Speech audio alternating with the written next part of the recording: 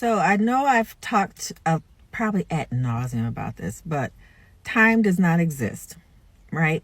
So if you see my other videos, you know that I talk about how time does not exist, which is a crazy concept because, of course, as humans, we live a very linear life and time-driven life, watches, everything. So yes, this world is very much set up that you are going very linear through time, but that's not how it exists overall.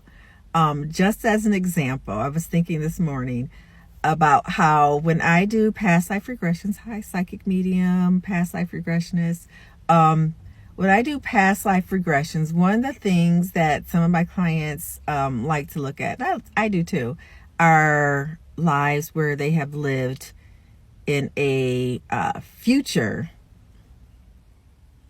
somewhere like in the future from 2026. And we go there. And that's why time doesn't exist, because you could be seeing a life in 2080, like the year 2080. You have not lived that. And we right now have not lived that or seen that. But your soul doesn't move linear through time. Your soul picks a life that is that will satisfy the requirements that they need for whatever lesson that they are trying to learn. So whether it's a lesson that they need to learn about, community or whatever, and it's somewhere like in the distant past, everyone understands that concept because they think of past life in the past, but we're not thinking past life as of this human form's past life. We're thinking past life of the soul. I know that's a little hard to understand, but getting back to it. So when we go and we see a life that was lived in the future, that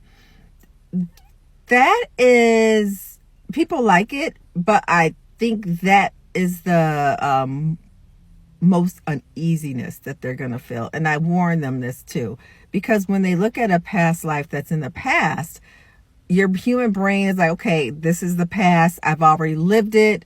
There's no need to be upset or worried or have anxiety about whatever I'm seeing there.